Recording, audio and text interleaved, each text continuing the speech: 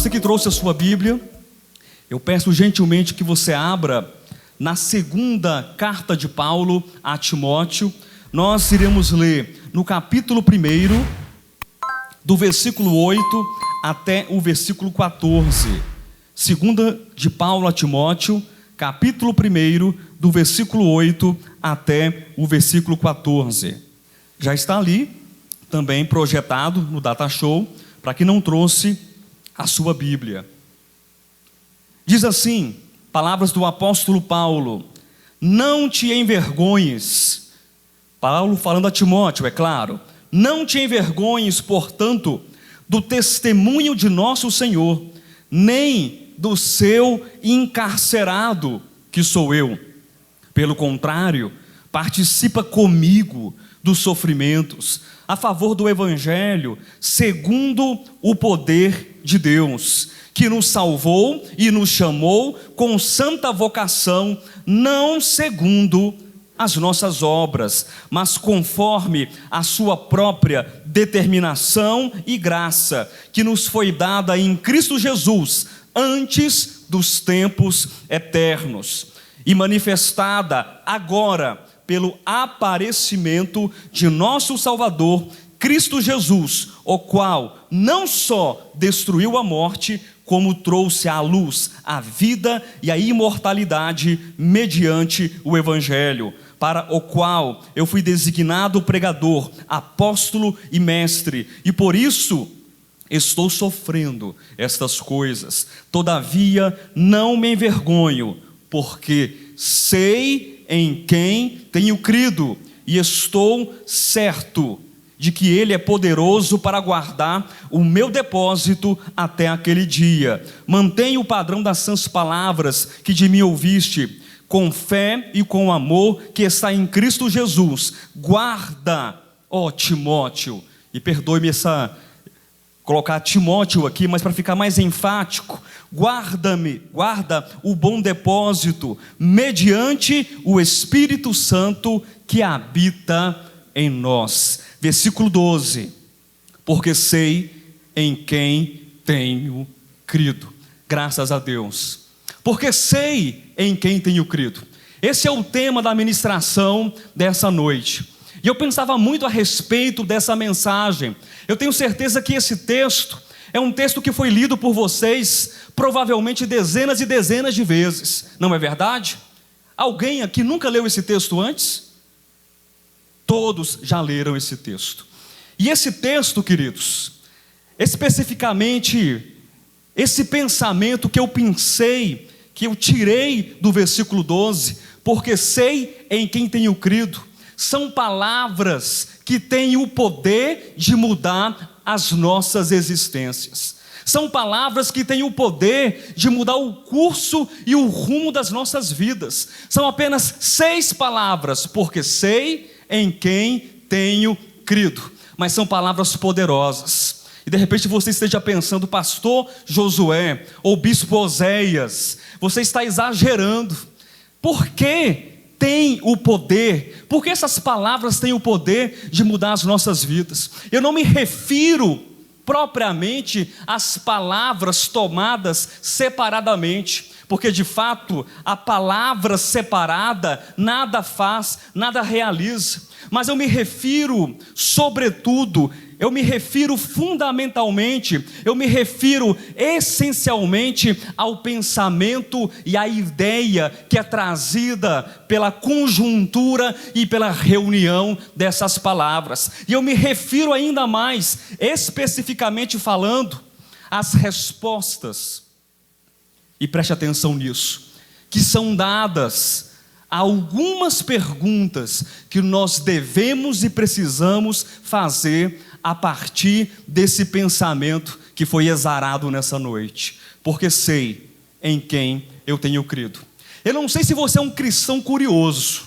Eu sou uma pessoa muito curiosa. Desde muito novo, desde criança, eu sempre fui muito curioso. Tudo aquilo que eu via, tudo aquilo que eu assistia, tudo aquilo que chegava até mim, tudo aquilo que eu lia, eu era movido por uma grande curiosidade. E eu perguntava por quê? Por que isso? porque aquilo outro, como funciona, isso vai me levar aonde, em qual lugar? E eu não sei então você, cristão, que me escuta aqui nessa noite, que me escuta de modo presencial, ou que me escuta agora na transmissão dessa ministração, se você se pergunta a partir dessa expressão e desse pensamento, dessa afirmação, porque sei em quem tenho crido. Se você faz perguntas a essa palavra, se você faz perguntas a si mesmo diante daquilo que você escuta, não apenas nessa noite, mas aquilo que você tem escutado há semanas, há meses, há anos, há décadas nesse ministério. É necessário reflexão, é necessário pensar, é necessário consideração. O cristão que não pensa naquilo que escuta, o cristão que não considera, que não rumina aquilo que ele escuta, ele sofre um grande prejuízo e uma anemia na sua vida espiritual. Quem está entendendo, diga amém. É necessário entender, é necessário ouvir, é necessário ruminar, é necessário refletir, é necessário perguntar. E por esta razão, eu quero propor para vocês 3 perguntas que são indispensáveis, 3 perguntas que são fundamentais e todo cristão precisa e deve fazer quando ele lê esse texto, porque sei em quem tenho crido. Você precisa fazer uma primeira pergunta, que é a seguinte, preste atenção: em quem eu tenho crido? Em quem eu tenho crido? Ou no que eu tenho crido? E você pode pensar, fácil, pastor, muito fácil isso, é muito fácil responder, eu creio em Deus. Boa resposta. Eu creio em Cristo. Excelente resposta. Eu creio na Bíblia. Também diria você que é uma boa resposta. Mas nós precisamos fazer outras perguntas, porque as demais perguntas entrelaçadas a essa primeira pergunta, elas irão direcionar o nosso coração e irão também revelar, Cadmo, aquilo que está dentro de nós. Primeira pergunta qual é? Em que eu tenho crido? Ou em quem? Ou no que eu estou crendo? A segunda pergunta, e ela é fabulosa, é extraordinária. De que modo eu estou crendo? Pensa nisso, por favor. De que modo eu estou crendo? E a terceira pergunta, para não deixar vocês aí assombrados pela curiosidade: por que eu creio? Em quem eu creio? Por que eu creio do modo como eu creio? Essas 3 perguntas, queridos, nos levam a pensar em 3 elementos que eu quero que você memorize nessa noite. Você vai sair dessa reunião e você precisa gravar esses 3 elementos que serão respondidos ao longo dessa ministração. A primeira pergunta, quem é que se lembra mesmo? Eu acho que eu já esqueci a primeira pergunta. Em quem eu creio? Ou no que eu creio? Essa primeira pergunta diz respeito ao alvo, ao objeto da minha crença, do meu crer, da minha fé. Então nós precisamos ter um alvo, nós precisamos ter um objeto do nosso crer, da nossa fé. A segunda pergunta qual é? De que modo, de que maneira eu creio? Essa pergunta me leva a refletir sobre a percepção das coisas. Como é que eu vejo as coisas? Como é que eu vejo o mundo? Como é que eu vejo a igreja? Quando você vem para cá, todos os domingos, quando você olha para as pessoas que estão ao seu redor, ou mesmo em casa, Quando você acompanha essa reunião, qual é a percepção que você tem do que está acontecendo aqui? Que tipo de visão você tem a respeito do que está sendo feito aqui ao longo dos dias, das semanas, dos meses e dos anos? Que tipo de visão é essa que está movendo e mobilizando o teu coração? O que é que você vê? Como você enxerga? De que maneira você recebe? E a terceira pergunta, vocês lembram qual é? Por que eu creio? Em quem eu creio? Por que eu creio desse modo como eu creio? Essa pergunta nos leva a um terceiro elemento. Quais são os meus interesses? Os meus interesses são interesses egoístas? São interesses santos? Que tipos de interesses estão no meu coração? Eu quero compartilhar com vocês, queridos, as respostas que o próprio apóstolo Paulo nos traz a essas três perguntas. O apóstolo Paulo nos serve aqui como um protótipo, e nós ouvimos essa palavra nas semanas anteriores. Eu gosto muito dessa palavra. Então a experiência do apóstolo Paulo é uma experiência prototípica, porque ao olharmos para o apóstolo Paulo, como ele vive essa fé, como ele responde a Deus, como ele responde a estas questões, a estas perguntas, nós temos um modelo, nós temos um exemplo, nós temos um protótipo, nós temos uma régua, nós temos um referencial para nós também respondermos para nós mesmos. O que é que nós estamos fazendo aqui? O que é que nós estamos fazendo aqui? Onde nós queremos chegar? Eu quero apresentar para vocês, queridos, um resumo breve dessa epístola, e não apenas dessa epístola, mas de outros trechos também de cartas do apóstolo Paulo, e de outros também, mas especificamente aqui, ou melhor dizendo, mais do apóstolo Paulo. E essa segunda epístola, não sei quantos de vocês sabem, mas a segunda epístola de Paulo a Timóteo é uma epístola especial. E alguém sabe qual a razão? Não vale o pastor Alexandre. Alguém sabe qual o motivo? Porque essa segunda epístola, ela é especial? Alguém se arrisca em dizer? Ninguém sabe. É a sua última, e como dizia a vovó, e derradeira carta. O apóstolo Paulo se encontra após 30 anos, após 3 décadas de serviço ministerial, agora preso pela segunda vez em Roma. Talvez tenha ficado 4, 5 ou 6 anos, de acordo com a tradição, na prisão mamertina, um calabouço escuro, uma prisão subterrânea que tinha apenas uma janelinha no teto de ventilação e para entrar uma parca quantidade de iluminação. E Paulo tinha então, queridos, humanamente falando, todas as razões e todos os motivos para estar completamente desolado e desesperado.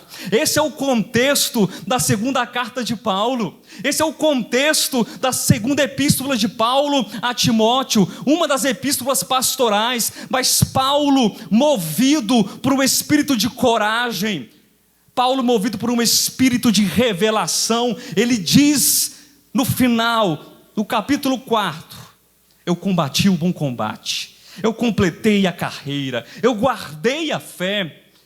Nós podemos entender isso na nossa experiência hoje. Você pode entender isso também. Essa palavra precisa possuir a sua vida, porque nós falamos e nós lemos, porque sei em quem eu tenho crido.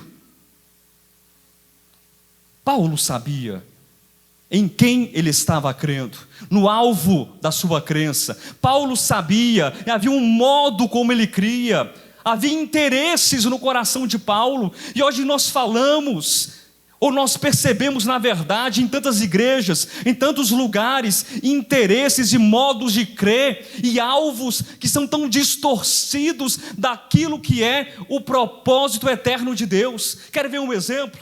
O que é mais comum entre os irmãos na igreja do Senhor? Qual é o interesse mais comum? Morar no céu. Sim ou não, pessoal? Estou mentindo? Qual é o interesse mais comum? Morar no céu. É um belo interesse, diga-se de passagem, é um interesse equivocado, mas humanamente falando é um belo interesse. Eu quero morar no céu, diz a pessoa. Tudo bem, fulano de tal, e o que você está fazendo para que o seu interesse, ele seja de fato atendido? Eu tenho muitas coisas, tenho uma lista de coisas que eu estou fazendo. Desde o dia que eu me converti ao Senhor, o pastor da minha igreja passou uma lista de coisas para eu fazer. É verdade? Sim, é verdade. O que é que você faz? Eu não canto mais música sertaneja. Você não canta mais música sertaneja? Não, e por que você não canta? Porque eu vou morar no céu. O que é que você também não faz com o interesse de morar no céu? Eu não danço mais pagode, eu não danço mais forró, eu não danço mais. Qual o nome daquele estilo musical? Coloca o bracinho assim, eu não sei como é que faz. A rocha, apesar que é uma ramartia mesmo esse negócio. Oi? É piseiro, é uma ramartia mesmo, mas tudo bem, é a minha opinião. Mas eu não faço mais essas coisas, eu não bebo cachaça, eu não bebo mais cerveja, eu não bebo caipirinha, seja de cachaça, seja de vodka ou de saquê. Eu não bebo mais, porque eu tenho um interesse de morar no céu. Queridos, o interesse, ele é até nobre, mas o coração está desviado. As pessoas não sabem que a hamartia, que o erro do alvo não está nessas coisas, mas está em ter um coração que não está firmado em Cristo, na palavra e na verdade, porque eu sei em quem eu tenho crido, deve ser um fundamento inabalável para a nossa fé. Não são coisas, não são costumes, não são decisões humanas, mas é Cristo movendo o nosso coração. Imagine agora o apóstolo Paulo, 30 anos depois de ministério, quantos açoites aquele homem sofreu e não levou? Naufrágios, fome, jejum, padecimentos, humilhações, foi escarnecido, foi humilhado, foi perseguido. E você será que vê um apóstolo Paulo de cabeça baixa, humilhado? Não, você não vê um apóstolo Paulo assim. Você vê um apóstolo Paulo que nos últimos momentos da sua vida, ele escreve uma carta de consolação, ele escreve uma carta de exortação, a sua última carta pastoral. E não pense você que essa última carta, ela foi tão somente escrita para Timóteo. Ela não foi escrita apenas para Timóteo, ou para aquele Timóteo lá. Ela foi escrita para o Timóteo Oséias. Ela foi escrita para o Timóteo Cádimo. Ela foi escrita para o Timóteo Alexandre. Ela foi escrita para o Timóteo, diga, Rodolfo. Esqueci, é tanto Timóteo. Pois é, eu fiquei preocupado com o Timóteo, esqueci o nome do Rodolfo. Vocês acreditam nisso? Queridos, mas preste atenção, essa carta é para você, amém? Essa carta é para nós. Eu fiz um esboço aqui, pastor, eu fiz um esboço. Sabe aquele esboço bem esquematizado? Quem é metódico, levanta a mão aqui, quem é metódico, deixa eu ver. Você faz tudo planejado. O esboço que eu tenho era para pregar essa mensagem 1 hora e pouco, todos os tópicos. Gente, eu estou aqui, acho que já há 20 minutos e não saio desse início. Mas eu já falei, com o peso da palavra, isso é uma praga, sabe? Pastor, essa convivência de que a gente vai sendo picado pelo bichinho da fala. E eu não saio do começo. Mas se Deus me trouxe aqui para ficar no começo eu ficarei. O apóstolo Paulo escreve para Timóteo, para os Timóteos, essa epístola. E essa epístola é estruturada em 4 exortações, que eu preciso compartilhar com vocês nessa noite. Ainda não comecei a responder as 3 perguntas, mas leia aí na sua Bíblia, versículo 14, é uma primeira exortação. Capítulo 1, é claro, cada capítulo possui uma exortação. Diz o quê? O versículo 14, preste atenção. As respostas, elas virão a partir da experiência do apóstolo Paulo. Como o apóstolo Paulo enxergava, qual era o alvo, qual era a percepção, de que modo ele cria, quais eram os interesses. Então eu preciso entender qual é a mente do apóstolo Paulo. Vocês entendem isso? Eu tenho que entender qual é a mente de Paulo. E na primeira exortação, Paulo, ele é categórico, ele é firme com Timóteo. Timóteo, guarda. Essa é a primeira exortação. Guarda. Guardar o quê?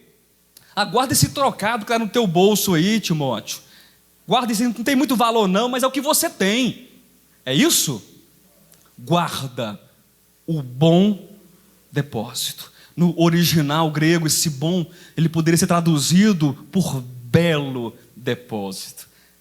É um depósito, é um tesouro que foi colocado dentro de nós, em custódia. Ele não é nosso, mas ele é nosso. Vocês vão entender. Ele nos pertence, mas não nos pertence.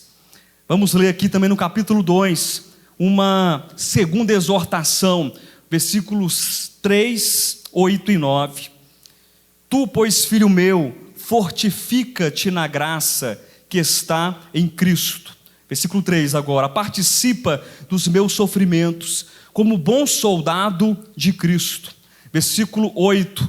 Lembra-te de Jesus Cristo, ressuscitado dentre os mortos, descendente de Davi, segundo o meu evangelho, pelo qual estou sofrendo até algemas, como malfeitor, contudo a palavra de Deus não está algemada. Você percebe isso? A palavra de Deus não está algemada. Podem parar o nosso corpo, podem parar a nossa voz, podem parar uma série de coisas, mas a palavra de Cristo, o evangelho, jamais pode ser parado. Sofre por causa desse evangelho. Você percebe a importância disso? Tem tanta gente se espinhando na igreja hoje, dando cotovelada um no outro, porque não suporta uma série de coisas. E eu não estou nem falando do evangelho. Eu não suporto o cabelo de fulano, eu não suporto a voz de Beltrano, eu não suporto uma série de coisas, eu não suporto o louvor, eu não suporto a altura desse microfone, ou está baixo demais. E a gente fica perdendo o alvo, sem suportar uns aos outros, e o que dirá suportar as dores por conta do evangelho. Há uma terceira exortação, no capítulo 3, versículos 13 e 14. Tu, porém, permanece naquilo que aprendeste, e de que foste inteirado, sabendo de quem o aprendeste. Versículo 13. Mas os homens perversos e impostores, senão não vai ter sentido, irão de mal a pior, enganando e sendo enganados. Tu, porém, permanece. O que te diz respeito a essa palavra? Te lembra o quê? Permanecer. Persevera. Queridos, é necessário perseverança. Para adiantar um pouco mais, capítulo 4, do versículo 1 até o versículo 5. É uma quarta exortação. Conjuro-te perante Deus e Cristo Jesus, que há de julgar vivos e mortos, pela sua manifestação e pelo seu reino. Prega a palavra, insta, quer seja oportuno, quer não, corrige, repreende, exorta com toda longanimidade e doutrina, pois haverá tempo em que não suportarão a sã doutrina. Pelo contrário, cercar-se-ão de mestres, segundo as suas próprias cobiças, como que sentindo coceiras nos ouvidos, e se recusarão a dar ouvidos à verdade, entregando-se a fábulas. Tu, porém, sê sóbrio em todas as coisas, suporta as aflições, faze o trabalho de um evangelista, cumpre cabalmente o teu ministério, proclamar o evangelho. É uma quarta exortação: proclamar, guardar o evangelho, sofrer pelo evangelho, perseverar no evangelho e proclamar o evangelho. Essa palavra parece que cria e causa escândalo em nossos dias hoje. É uma palavra não usual, é uma palavra não convencional, é um convite que ele vem com estranheza para muitos cristãos em nossos tempos. Mas nós precisamos entender que somente com essa visão, somente com esse coração, somente com essa aliança em Cristo e com Cristo, nós poderemos declarar, como Paulo também declarou: eu sei em quem eu tenho crido. Não é uma fé de papelão, que quando vem a primeira tempestade, quando vem o primeiro vendaval, ela fica molhada, encharcada e se dissolve. A nossa fé, ela tem um nome, a nossa fé tem uma base, a nossa fé, ela tem um coração, a nossa fé, ela tem um objetivo, ela tem uma finalização. A nossa fé é Cristo Jesus, o nosso Senhor e o nosso Salvador. A nossa visão precisa estar clara a respeito daquele em que nós depositamos a nossa fé, o modo como nós cremos e os interesses que movem o nosso coração. Nós estamos aqui com interesse, sim.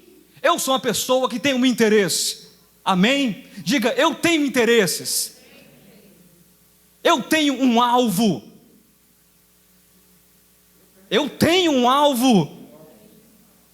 E eu acredito de uma maneira, de que modo? A semelhança do apóstolo Paulo. O que o evangelho significava para Paulo? Em que Paulo depositava a sua fé? Vamos ler versículo 8 até o versículo 10, perdão, até o versículo 12 novamente. Não te envergonhes, portanto, do testemunho de nosso Senhor, nem do seu encarcerado que sou eu. Pelo contrário, Timóteo, participa comigo dos meus sofrimentos a favor do evangelho, segundo o poder de Deus, que nos salvou e nos chamou com santa vocação, não segundo as nossas obras, mas conforme a sua própria determinação e graça, que nos foi dada em Cristo Jesus, antes dos tempos eternos. Queridos, deixa eu pontuar isso aqui. Quando que essa graça foi dada? Quando que essa graça ela foi firmada? Leia. Meu irmão, minha irmã, o evangelho de Deus não é uma mensagem de aventureiro. O evangelho de Deus não é uma aplicação financeira duvidosa, que você pensa que vai dar certo e você aplica 1 milhão e depois sai falido. O evangelho de Deus, ele é algo seguro, é algo concreto, que vale a pena nós depositarmos a nossa fé. Prosseguindo, e manifestada, são no versículo 10, agora pelo aparecimento de nosso Salvador, Cristo Jesus, o qual não só destruiu a morte, como trouxe à luz, o quê? O que que Cristo trouxe à luz? A vida e a imortalidade mediante o Evangelho, para o qual eu fui designado pregador, apóstolo e mestre. E por isso estou sofrendo estas coisas. Todavia não me envergonho, porque sei em quem tenho crido. Esse porque sei, ele é uma explicação. Timóteo, eu também não sou um aventureiro, porque o evangelho não é uma aventura.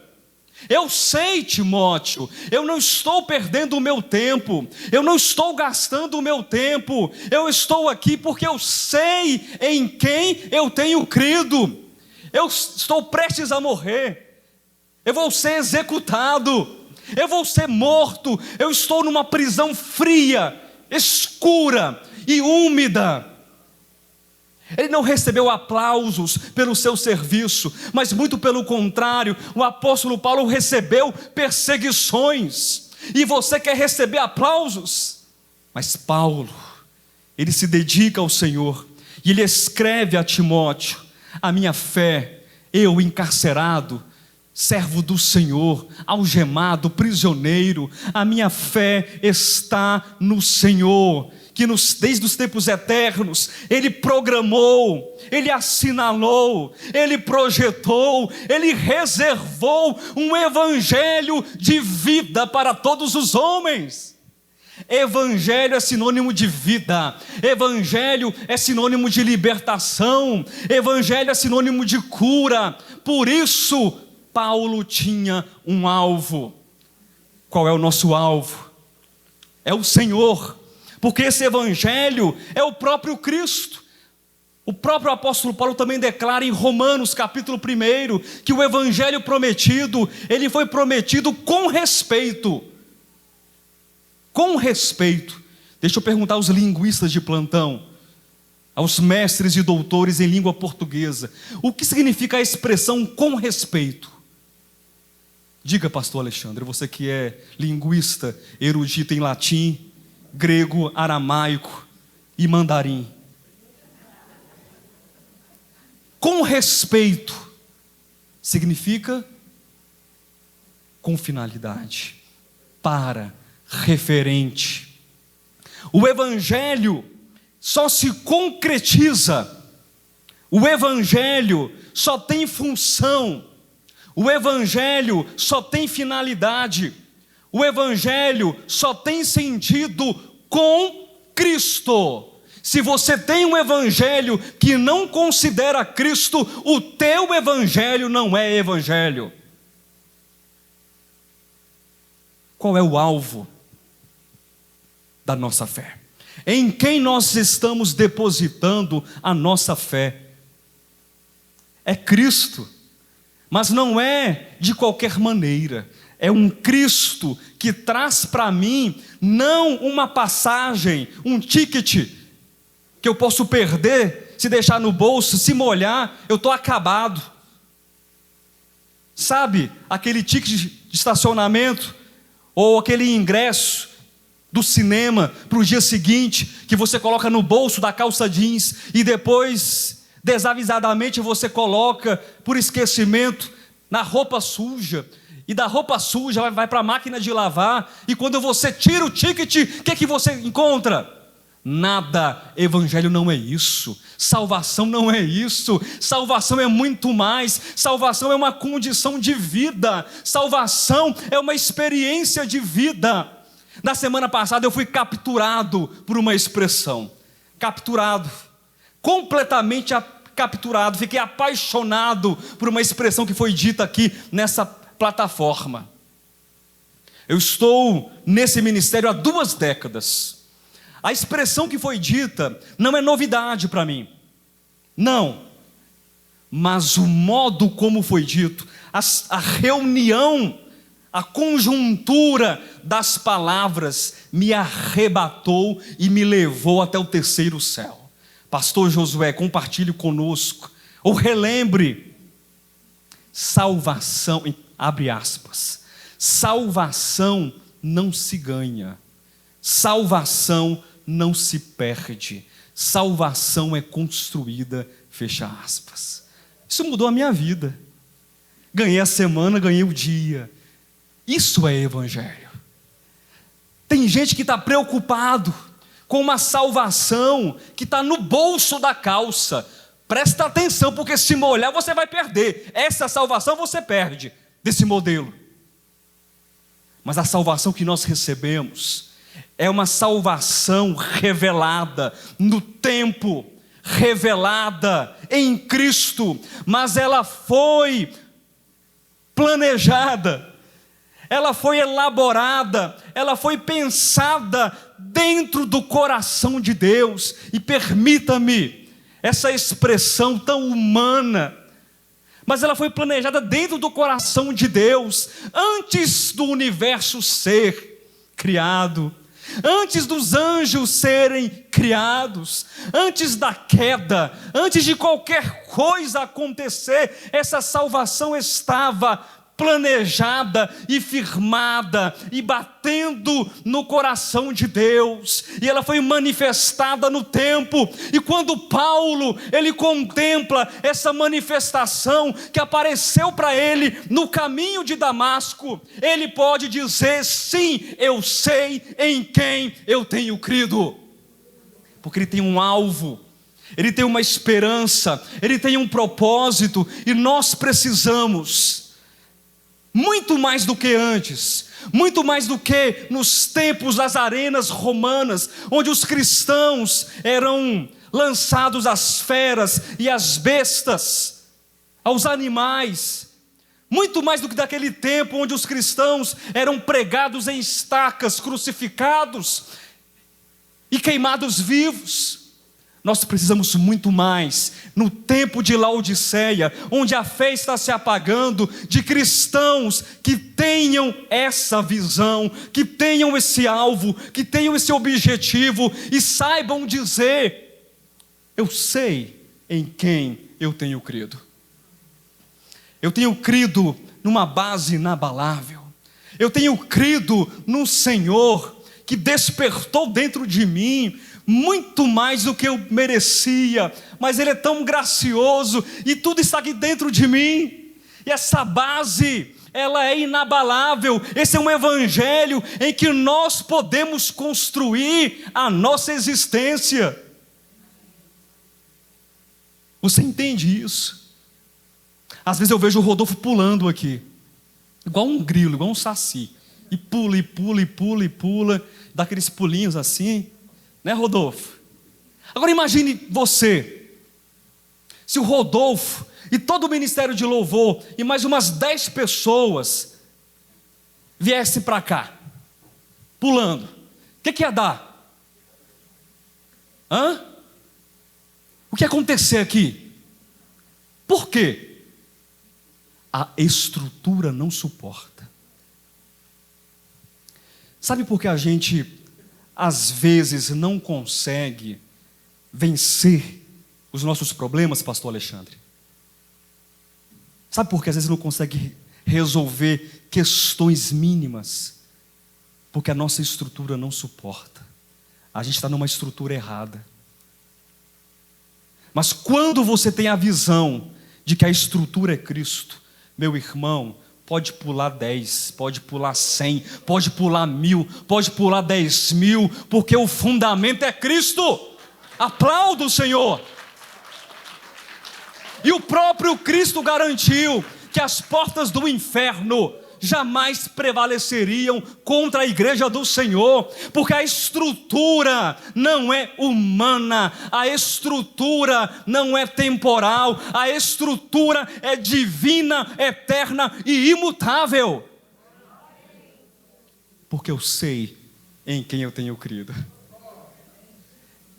Nós sabemos sim em quem nós temos crido. E esse rico depósito, esse bom tesouro do apóstolo Paulo, também está dentro do nosso coração. Amém? Deixa eu prosseguir. Eu tenho mais 4 tópicos para ministrar. Qual era a percepção do apóstolo Paulo?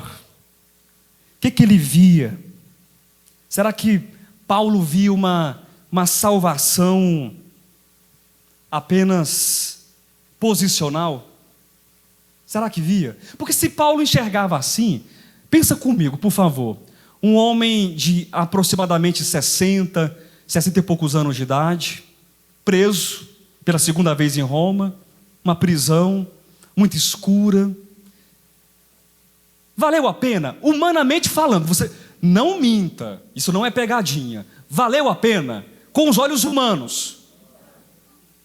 Valeu a pena? Não. O que Paulo via naquilo? Que sentido? Mas ele tinha uma percepção, queridos.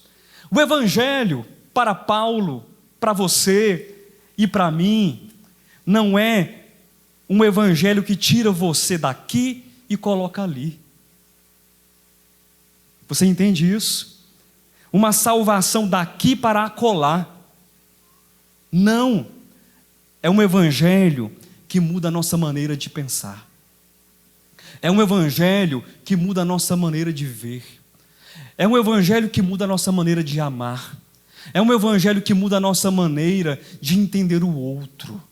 É um evangelho que muda a nossa maneira de entender a nós mesmos enquanto criaturas de Deus. A nossa percepção, ela vai mudando, ela vai sendo ampliada, e a nossa visão, ela vai crescendo na mesma medida que nós permitimos que este evangelho, enquanto um rico tesouro e um bom depósito, seja precioso e de fato precioso dentro de nós. E por esta razão nós podemos dizer que faremos tudo por esse evangelho. Amém? Tudo. Lembra do texto de Mateus, capítulo 13, versículo 44? Não, pastor, não lembro não. O que diz o texto de Mateus 13, 44? Coloca aqui. Vamos ler juntos. Eu não vou abrir aqui não. Eu vou quebrar o protocolo, vou ficar de lado. O irmão Gilson depois acerta comigo isso, não tem problema. Mateus 13, 44. O que diz? O reino dos céus, ele é o quê? Ele é semelhante a um tesouro. O apóstolo Paulo fala sobre o que na sua segunda carta? Nessa advertência do capítulo 1, há um tesouro, sim ou não? Há um belo tesouro, um bom depósito, sim ou não? O reino dos céus é semelhante a um tesouro. Esse tesouro está aí para todo mundo ver. Está ali, sabe, piscando e saindo fumaça, um show de luzes ali, tem uma placa dizendo assim: olha o tesouro de Cristo, venham, venham, venham, venham, olha o tesouro de Cristo está aqui, em cima de uma montanha. É assim que está o tesouro? Gente, não está assim o tesouro. Olha a glória desse tesouro, e se você der tudo da sua vida, você vai ganhar o tesouro. E o tudo é 1.000, 10.000, 20.000, 30.000. É assim que esse tesouro é. O reino dos céus é semelhante a um tesouro oculto no campo. Você precisa de um detector de metais. Não. Você precisa de um leitor de espiritualidade. Para você entender quando você está caminhando, bi, bi, bi, bi, bi, bi, bi, bi. Aqui está o tesouro. Esse tesouro. Pastor, mas onde é que está? Dentro de nós. O qual certo homem, tendo achado, escondeu e transbordante de alegria, vai, vende tudo o que tem e compra aquele campo. Por que o homem comprou o campo? Porque nele, no campo, havia um tesouro. E o homem, ele compra aquele campo muito transtornado. É isso? Não. Transbordante de alegria. Ele vende tudo. O que significa essa expressão vender tudo? Ele não liga para mais nada. Porque tudo nesta vida passageira, de 70, de 80, de 90, de 100 anos com cansaço e enfado, tudo nessa vida que você possa somar, não chega perto do tesouro que é Cristo Jesus, o nosso Senhor. Nada se compara. Qual era o alvo do apóstolo Paulo? Cristo. Qual era a percepção do apóstolo Paulo? Cristo. O que ele via? De que modo ele via? Ele cria em Cristo? E de que modo ele cria? Num Cristo que o levaria para o céu? Que tiraria Paulo dos seus problemas terrenos? Paulo, peraí, eu vou tirar você daqui agora, dessa situação. Não, não importa. Se é morte, se é vida, se é calabouço, se é guilhotina, se é espada, se é fogo, não importa se é boca de leão, não importa nada, o que importa é Cristo. Vocês entendem isso? O que importa é Cristo. E o apóstolo Paulo, então, ele tem uma disciplina. O apóstolo Paulo, mesmo com um corpo cansado, sobrecarregado, ele diz: Timóteo, vamos combater, eu convido você, essa é a minha visão espiritual. Vamos combater como um bom soldado na batalha, com coragem, com ousadia. O apóstolo Paulo abre a sua carta dizendo que nós recebemos um tipo de espírito. Que tipo de espírito? De covardia. Um espírito, sabe, de malandragem, viver o evangelho de qualquer maneira. Não, um espírito de ousadia. Havia uma disciplina, queridos. O modo como nós cremos é importante. No que nós cremos é importante, sim, mas o modo é como eu desenvolvo. É o tipo de disciplina que está na minha vida espiritual. Imagine essa disciplina como se fosse uma disciplina humana mesmo. E Paulo fala sobre o atleta, Paulo fala sobre o soldado, Paulo usa tantas metáforas falando sobre a disciplina. Por quê? Esse evangelho precisa ser uma condição e uma experiência de vida. Paulo escreve aos Romanos, no capítulo 12, no versículo 2, para nós sermos transformados pela renovação da nossa mente. Isso te transparece, te lembra ou não uma disciplina, primeiramente mental? Sim ou não? É uma disciplina, eu preciso pensar. Eu preciso, semana passada, sentar e calcular. Há um preço, sim, não pela salvação, mas pela experiência do evangelho sendo manifestado, acrescido e construído dentro de nós. Mas nós ficamos às vezes de barriga cheia, golfando por todos os lados. E nós não aplicamos a palavra, nós não aplicamos o evangelho, nós não estamos aplicando com a disciplina cristã, não é a disciplina da religião. Porque a religião, ela diz o seguinte para você: deixa de fazer isso, faça isso, vista aquilo. Não frequente, frequente, aprenda isso, faça um curso tal, vista a roupa tal, e você então, um dia, se você permanecer nesse quadrado, você vai morar no céu. Vamos entender, queridos, que o nosso alvo não é esse. Vamos entender que a nossa prática não é essa. Vamos entender que a nossa estrutura não é essa, que a nossa disciplina não é essa, que os nossos interesses não são esses. Nós temos que ter uma disciplina que nos leva a regular toda a nossa mente. Amém? Todo o nosso coração, todo o nosso corpo, em prol de uma verdade.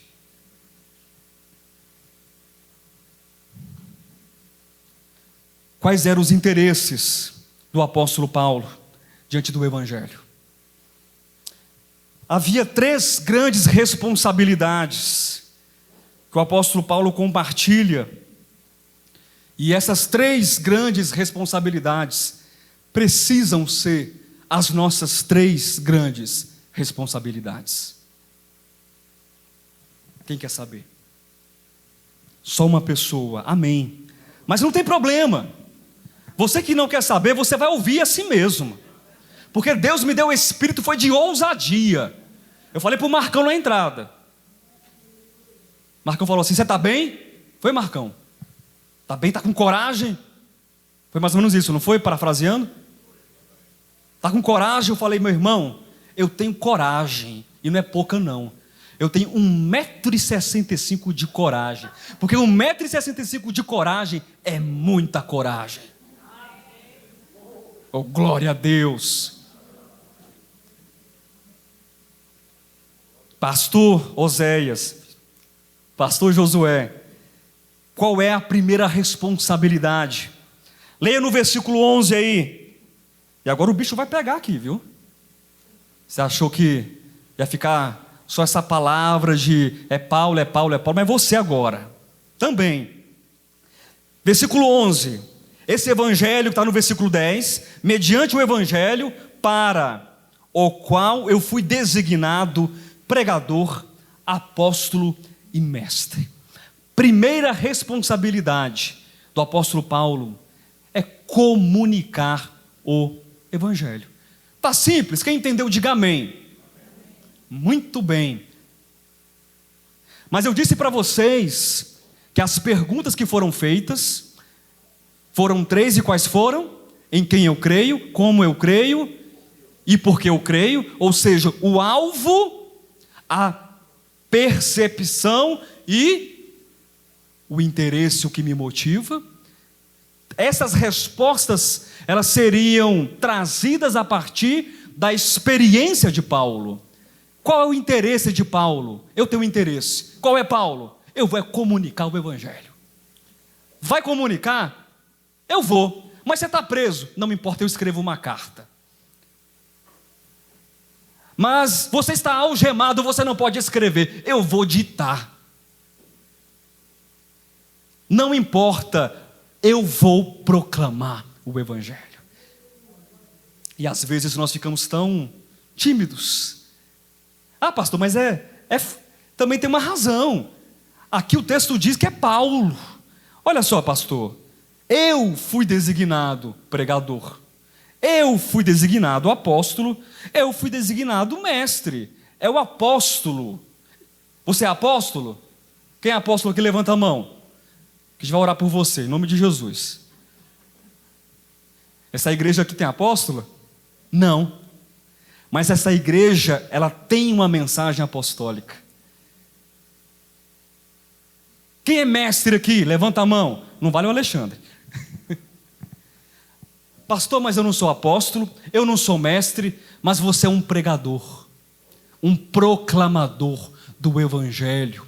E você não precisa fazer curso, você não precisa estudar hebraico, aramaico e grego e latim. Você precisa ter um coração de servo, um coração completamente disposto a servir o Senhor. É isso. Qual é então a primeira responsabilidade que eu tenho? A primeira responsabilidade que você tem, qual é? Pregar, comunicar o evangelho. Versículo 12. A segunda responsabilidade. E por isso eu estou sofrendo estas coisas. Todavia, eu me envergonho muito desse evangelho. Não me envergonho, porque sei em quem tenho crido. O início do versículo 12 diz o quê? Estou sofrendo estas coisas. Meu irmão, sofra pelo evangelho. Pastor, mas sofreu o que você está falando para eu ir lá para um país comunista, com a bandeira de Jesus Cristo, e aí eu vou sofrer e morrer pelo evangelho? Não necessariamente. Se Deus te mandar, você vai. Aí é uma questão entre Deus e você. Mas eu digo para você que o sofrimento do evangelho, ele começa em casa. Ah, sabia que começava em casa. Olha para você, olha aí para os seus pés, pode olhar, olha para os seus pés, vai levantando o olhar, olha para o lado esquerdo, olha para o lado direito. O evangelho começa em casa, o sofrimento começa aqui, em mim. Sofra, permita que o evangelho possa moer teu coração, possa frustrar as suas expectativas humanas. Permita que o sofrimento desse evangelho faça você abandonar todas as causas que você acha que são boas, que são nobres, que são justas, mas são filhas do ego. Aí começa o sofrimento.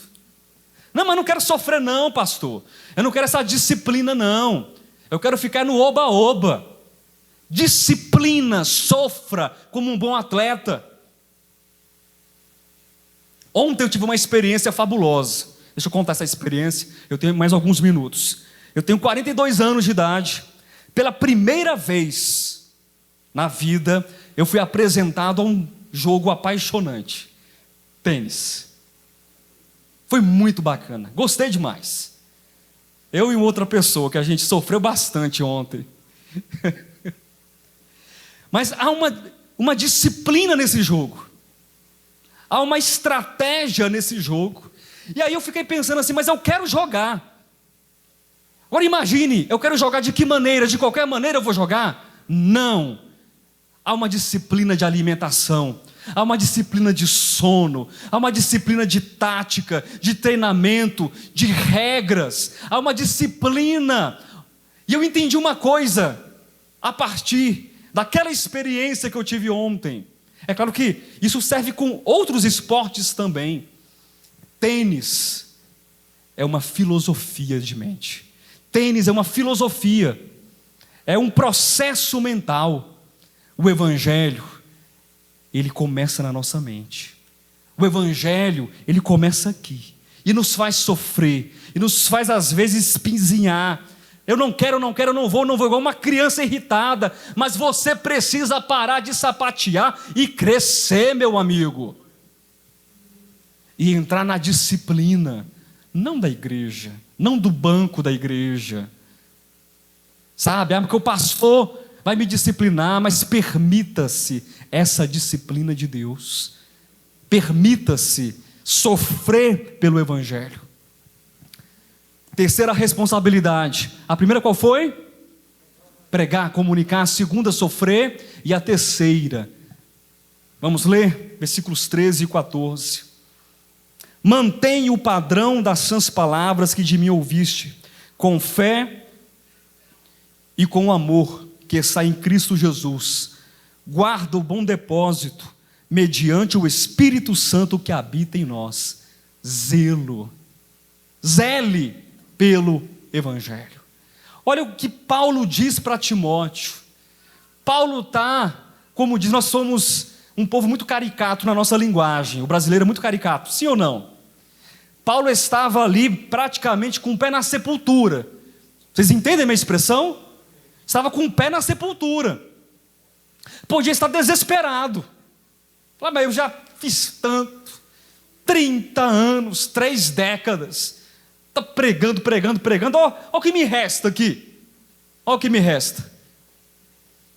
Mas Paulo se preocupa.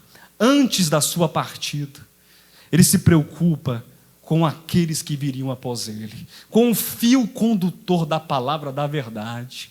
Paulo, ele se preocupa porque ele sabe, ele tem essa firme convicção de que tudo partiu do Pai, e passou pelo Filho, e passou por ele, e pelos demais apóstolos, e agora passa para Timóteo, e Timóteo pregaria e falaria para homens também fiéis e idôneos, e chega até nós. E Paulo fala: tenha zelo, mantenha o padrão das sãs palavras. Queridos, isso aqui é de uma gravidade, de uma profundidade, preste atenção, de uma importância.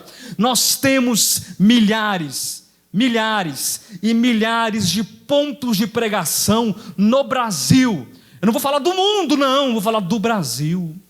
E tem tanta coisa sendo anunciada, tanta distorção sendo feita, e você está aqui ouvindo uma palavra reta, uma palavra pura, uma palavra sem contaminação, uma palavra que diz assim: mantenha o padrão, mantenha a retidão. E nós temos esse mesmo convite. O que eu devo fazer? Qual é a sua responsabilidade? manter o padrão das sãs doutrinas. Regras de costumes? É isso? Não, mantenha o padrão. Esse termo no grego, padrão, poderia ser traduzido como esboço de uma planta, de uma casa. Também poderia ser traduzido por protótipo, por modelo, por exemplo. E a gente escuta aqui, semana após semana, palavras extraordinárias, reveladoras, e às vezes, e eu vou falar porque isso incomoda a mim, incomoda muita gente. Se você não gostar, não tem problema. Você sai de uma reunião como essa, e horas depois, ou às vezes para ser muito generoso, de repente, no dia seguinte, você está postando no grupo mensagem de Lula e de Bolsonaro, e está preocupado com o quê? Com a palavra que foi pregada? Pastor, mas eu sou livre e sou politizado. Que bom, PhD em ciências públicas e políticas. Se preocupa em guardar, se preocupa em zelar, se preocupa em manter fiel a palavra e passar para frente essa palavra. Tem gente que perde a oportunidade de crescer. Tem gente que perde a oportunidade de amadurecer, porque depois de uma palavra que é pregada no domingo, essa e tantas outras, a pessoa está pensando em outras coisas. Irmãos, vamos nos ajudar, vamos crescer, vamos fazer um pacto com Deus, com Jesus Cristo, de crescer de verdade, de parar de picuinha, de parar de defender o Lula, porque o Lula não precisa da sua defesa. Vamos parar de defender o Bolsonaro, porque ele também não precisa da sua defesa.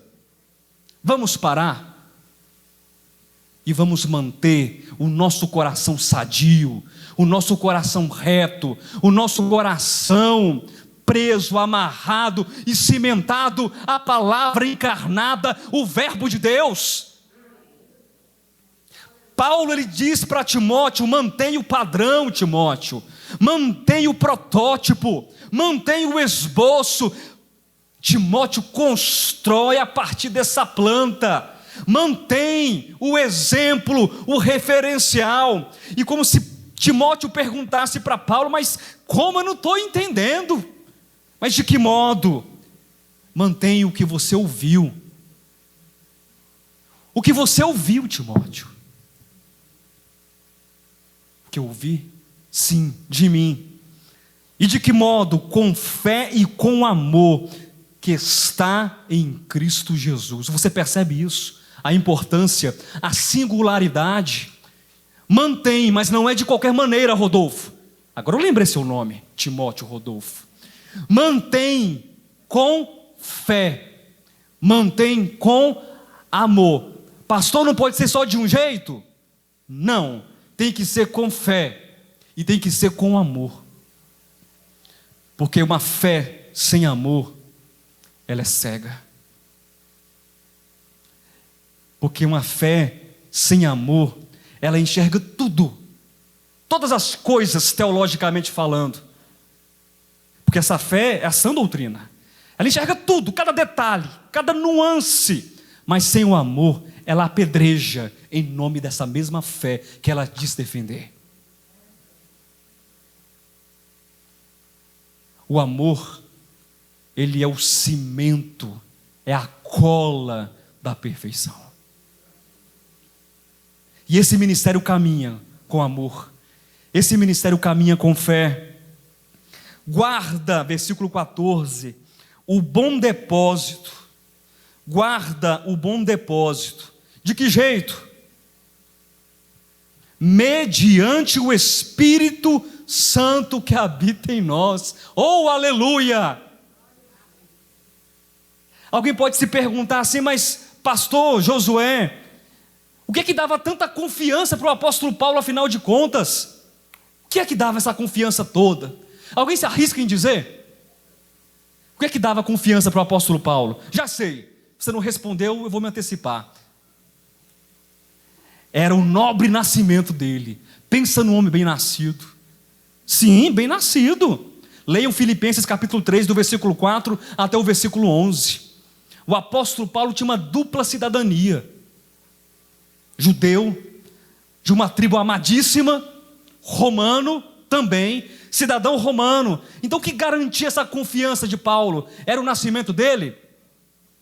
Era a sua expertise na lei? Não. Vocês já viram a gente pregar esse texto aqui 1.000.001 vezes. Ele considera tudo como nada, como refúgio, por considerar Cristo Jesus. A sublimidade do conhecimento de Cristo Jesus, o nosso Senhor. E Paulo, eu vou encerrar nesse último versículo aqui. E o ministério de louvor já pode começar a se preparar. Guarda o bom depósito, mediante o Espírito Santo que habita exclusivamente em mim, Timóteo. Porque você vai ter que se virar nos 30. Viu, Timóteo? Só lamento para você.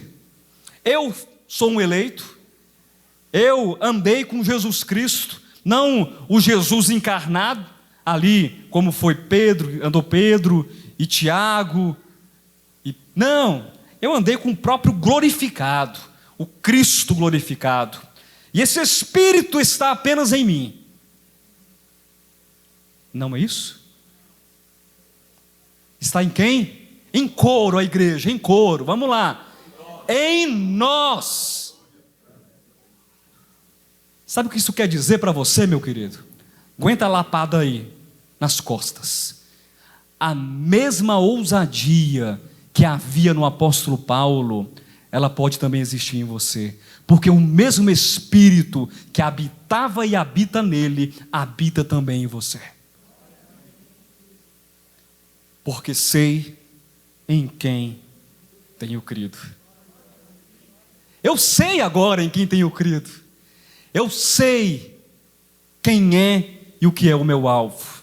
Eu sei como eu creio nele. Não é de qualquer maneira, mas eu creio nele como o alicerce inabalável, inamovível da minha vida. E eu também tenho interesses. Não são espúrios, não são escusos, não são egoístas, mas o meu interesse é de sofrer pelo Evangelho, é de combater pelo Evangelho, é de guardar, é de proclamar o Evangelho, é de manter as palavras santas, fiéis e verdadeiras, e guardar tudo isso, não pela minha força mortal e carnal e passageira, não pelo meu braço, mas eu farei em nome de Cristo Jesus, o nosso Senhor, mediante o poder, mediante o Espírito Santo de Deus. Porque eu sei, porque nós sabemos em quem nós temos crido. Queridos, que nós possamos levar essa palavra para casa, amém? Que nós possamos permitir que Deus, Ele seja a resposta para cada uma dessas perguntas que foram feitas. Que Cristo seja a resposta para tudo em nossas vidas, e que o Evangelho seja a verdadeira razão de nós estarmos aqui nesse mundo. Jesus Cristo é o nosso Senhor, e aplauda aquele em quem você crê. Aplauda o Senhor, porque Ele é digno.